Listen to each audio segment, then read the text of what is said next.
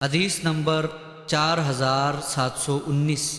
ام المؤمنین حضرت عائشہ رضی اللہ تعالیٰ عنہ فرماتی ہے،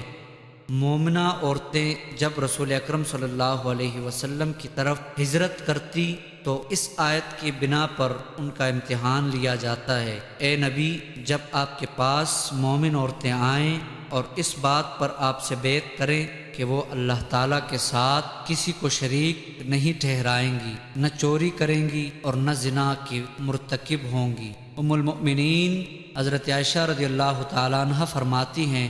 جن مومنہ عورتوں نے اس بات کا اقرار کیا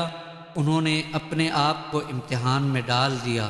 اور جب وہ عورتیں ان باتوں کا اقرار کر لیتی تھیں تو نبی اکرم صلی اللہ علیہ وآلہ وسلم ان سے فرماتے تھے، جاؤ میں تمہیں بیعت کر چکا ہوں۔ اللہ تعالیٰ کی قسم رسول اکرم صلی اللہ علیہ وسلم نے کبھی بھی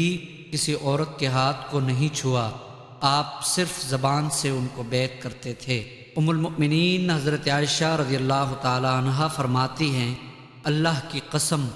نبی اکرم صلی اللہ علیہ وآلہ وسلم نے ان سے انہی باتوں کی بیعت لی جن باتوں کا رسول اکرم صلی اللہ علیہ وسلم نے ان کو حکم دیا تھا، اور رسول اکرم صلی اللہ علیہ وسلم کے دست اقدس نے کسی عورت کے ہاتھ کو مس نہیں کیا، بلکہ آپ جب ان سے بیعت لیتے تو زبانی فرماتے، میں نے تمہیں بیعت کر لیا۔ حدیث نمبر 4720 ام المؤمنین حضرت عائشہ رضی اللہ تعالیٰ عنہ نے عورتوں کی بیعت کے بارے میں بتایا کہ رسول اکرم صلی اللہ علیہ وسلم نے کبھی بھی کسی عورت کے ہاتھ کو مس نہیں کیا، البتہ آپ ان سے زبانی عہد لیتے تھے۔ جب آپ ان سے عہد لیتے تو فرماتے، جاؤ میں نے تمہیں بیعت کر لیا۔